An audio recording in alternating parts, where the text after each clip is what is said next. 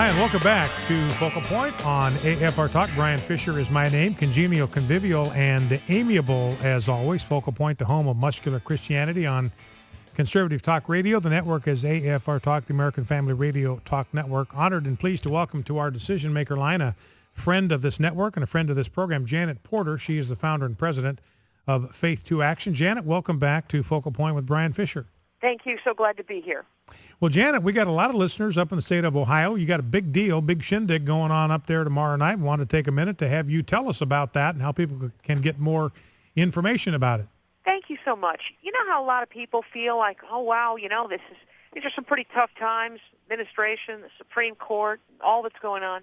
Well, anybody near the Columbus, Ohio area, and I'm actually a couple hours away, but I'm going to be going to the Faith to Action 10th anniversary silent auction and banquet because I'm going to be invigorated because we're going to hear from the people who actually passed the nation's first heartbeat law, Jim Bob and Michelle Duggar. See, a lot of people know them from that reality show, that 19 Kids and Counting. I never saw the show. I know them because they were listening to American Family Radio one day, heard about the heartbeat efforts in Ohio, and helped to initiate the heartbeat bill in Arkansas. And I got a call one day from Jim Bob Duggar. He says, hey, I just want you to know there's a lot of babies in Arkansas that are going to be grateful for your hard work. And so he's going to come and tell us what happened. He's bringing, I think, 18 of the 19 kids and counting are coming with him. They're going to perform for us. And then we're also going to hear from Senator Jason Rapert. You want to know what leadership looks like? Get to know Jason Rapert. This is a guy that not only overcame the governor's veto to pass the nation's first heartbeat bill, but that was just the beginning of what he had to do.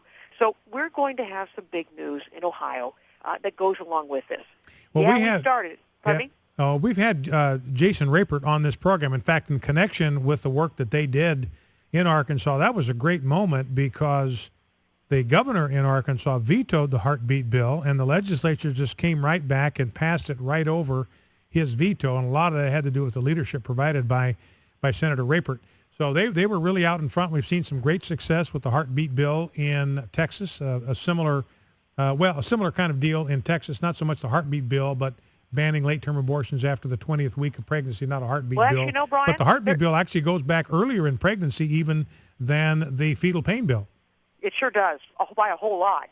We actually can hear that baby's heartbeat as early as 6 weeks, 7 weeks, which means we're going to save nearly every child who would otherwise be aborted. And some good news is, this hot off the press, is that we were able to get a heartbeat bill introduced in Texas during that special session. Didn't get a lot of press because the clock ran out in their special session, but they're going to hit the ground running next session as they reintroduce this bill. I actually heard from a legislator this week in California, of all places, that wants to introduce the heartbeat bill. They're submitted it for drafting in the California legislature. We saw it in Kansas. They're looking to pass it this fall. This is catching on. And what I want to do is see the igniting of and the inspiration that comes from these leaders who actually did what they set out to do, to encourage those in Ohio to finish what they started with the heartbeat bill. And tomorrow night at the Villa Milano in Columbus, Ohio, you're going to hear from the people. If you're able to come, you're going to hear from the people who actually got the job done. We're actually going to show also a trailer, an extended trailer of the movie we've been making to make the case for marriage. It's called The Criminalization of Christianity: Why We Must Win the Battle for Marriage. And we're going to be showing that at the banquet as well. It's going to be exciting as we stand for life, we stand for marriage, we stand for liberty. We've got some other announcements coming up at the end of the month as we're going to stand against the funding of Obamacare. We've got a Pull the Plug rally going on, which is pull the plug on Obamacare before he pulls the plug on you. That's happening the 27th of this month. So there's a lot going on, and there's a lot to be encouraged about. You know, I'm going to be able to preview in the clip. In the movie that we're making, we're going to give the hope, because God trumps every giant in the land. Sometimes we forget that. When we watch the giant report on the news every day, we forget who sits above the circle of the earth and realize that those giants are nothing but grasshoppers to him. Well, there's a guy on the film that we interviewed. He's a pastor up in the Cleveland area. Steve Witt is his name. And he said, you know, that God would have spared Sodom for 10 righteous men. And if you figure out the population of what Sodom might have been at that time, what the cities are today, that means for 10 righteous men, it may be that God would be willing to spare us. There's more than a couple of thousand, 1,000 or 2,000 righteous men in each city. And it may be that because of the little bit of salt that's in this culture, that it may be enough to flavor, it may be enough for if we activate, if we put our faith to action. I like what you said about muscular Christianity, and we exercise that. As Jesus said, if you love me, you keep my commandments, you do what he says. And if we actually started acting like the church, and we're bold and strong and courageous, as God told so many times Joshua and so many others to do, what we're going to do is, I believe, see us take back ground for the kingdom of God. We're seeing it now for life. In the worst pro-abortion administration in our history, we have passed the two most pro-life laws in 40 years. That's encouraging. That's going to transform, I believe, what this court is going to decide in the upcoming years as the case goes forward. I believe we're going to be able to gain back ground, and I've been praying, God, what's been stolen from us, I'm praying we get it back with interest, just like David did at Ziklag. So be encouraged. If you can get anywhere near the Columbus area, I just strongly encourage you. You can, until midnight tonight, reserve your seat to come, your table, if you can bring a carload full, to hear from Jim Bob and Michelle Duggar, from Senator Jason Rapert, to see the preview of the movie that will take back marriage, and know that this is not over. If God could start a nation with a remnant, if he could actually take on the most powerful nation in the world with a small remnant of our revolutionary founding fathers, then I believe if he can start a nation, a free nation with a remnant, then he can use us to keep a nation free. Well, and that's what it's all about. One of the very encouraging things, and by the way, Janet, before we get off of that topic, we got a lot of people that live in the Columbus area that listen to this program, listen to this network, and they can get more information by going where for the this banquet? Sure. The website is the shortcut to faith to action. It's F like faith, the number 2, A like action.org, F2A.org.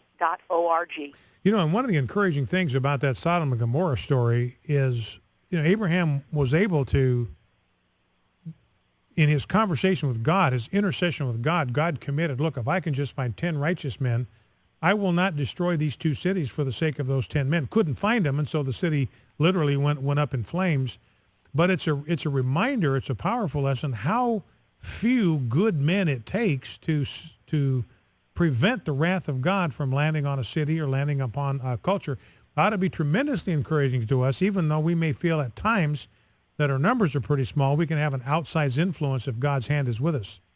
That's right, and it's sort of how Elijah felt when he said, I alone, God, I'm the only one here. And God says, no, there's 7,000 that haven't bowed the knee to Baal. They're in caves. You don't see them on the street necessarily. Maybe they're not coming out for the Tea Party meetings and the protests and the parades for marriage, but you know what? They're there. And if we can actually encourage those Christians to put their faith to action, I believe we can gain back ground in all of this assault that's coming against us, and that includes our freedoms. So, And going back to the heartbeat bill just for a second as we bring our conversation to a close, a lot of us have probably seen the bumper sticker, abortion stops a beating heart. We know that. And the one thing that is absolutely true that you cannot deny on any biological or medical basis is if something has a beating heart, it is alive. So if you have a baby in a mother's womb and it has a beating heart, and you destroy that baby, you know without any doubt as an absolute fact that you have killed a living thing. You might not want to call it a human being, as you and I would, but you can't deny the fact that you have killed a living thing. And that's what makes these fetal heartbeat bills, I think, so important. And I don't want to steal your thunder here, Janet, but I know that F2A, Faith to Action, has been involved in advancing fetal heartbeat bills in the Ohio legislature in years past. Can you give us a hint, is maybe one of the things that attendees may hear tomorrow night is that there may be a fresh effort to protect babies in the womb in Ohio? There may very well be, Brian. We are going to turn that bumper sticker upside down. Instead of abortion stopping a beating heart is going to stop abortion. I'll just tell you this little secret. We are at 37 co-sponsors, which is really a record for starting this a couple days ago, but I believe we're going to see some very big news tomorrow in addition to the banquet. And I'll tell you this, that the Duggars are going to be at the press conference at 3:30. at the State House in Columbus, Ohio. They're going to be lending their voice, their experience to this effort, and we're going to see the effort renewed in Ohio very, very soon to restore legal protection to babies. We started it, and we did get part of the bill. We did get the informed consent portion, but it's time for the real heart of the heartbeat bill, and that is protecting babies whose heartbeats we can hear. And that's the yardstick we apply to everybody else and every other patient around the world. Why not the very youngest patient? Why not? Why ignore that indicator of life? You know, you said it. It's what Jason Rapert said. He's bringing to the auction. We're having a silent auction as well tomorrow night. He's bringing a signed copy of the nation's first heartbeat law along with the petition to override the governor's veto. That's something I'm going to have a hard time not bidding on. I think I'm going to have to bid on this. This is the nation's first heartbeat bill. He's bringing it to donate it to the auction, and that begins at 6 o'clock tonight in Columbus, or tomorrow night in Columbus, Ohio at the Villa Milano. All the details are at f2a.org. And yes, the big news, you're going to hear about it as the press conference goes forth at 3:30 tomorrow. Do not be surprised if you hear about a renewed effort in Ohio to finish what we started back in 2011. And I love that statement, Janet. Going to turn that bumper sticker around. A beating heart will stop abortion. That's terrific. Our guest has been Janet Porter. She is the founder and president of Faith to Action. Got some breaking news that they're going to introduce tomorrow. Can't wait to hear all about that, to confirm what she's hinted at here today with us, a fresh effort to protect life from the moment a beating heart can be detected in an unborn baby. Well, Janet, God's best to you with this banquet tomorrow night. Sounds like a fantastic program. People can get more information by going to f2a.org, f2a.org. Not too late to reserve your seat, your table at this banquet. Well, thank you, Janet. It's always a pleasure and an honor to have you with us. God bless you. Thank you, Brian. God bless you. Janet Porter, founder and president of Faith to Action. A little bit of breaking news here. You heard right on Focal Point as Janet Folger, well, not just hinting, but basically announcing that there will be a fresh effort to introduce a fetal heartbeat bill in the Ohio legislature this year. Great news for unborn babies. Focal Point AFR Talk, back in 2.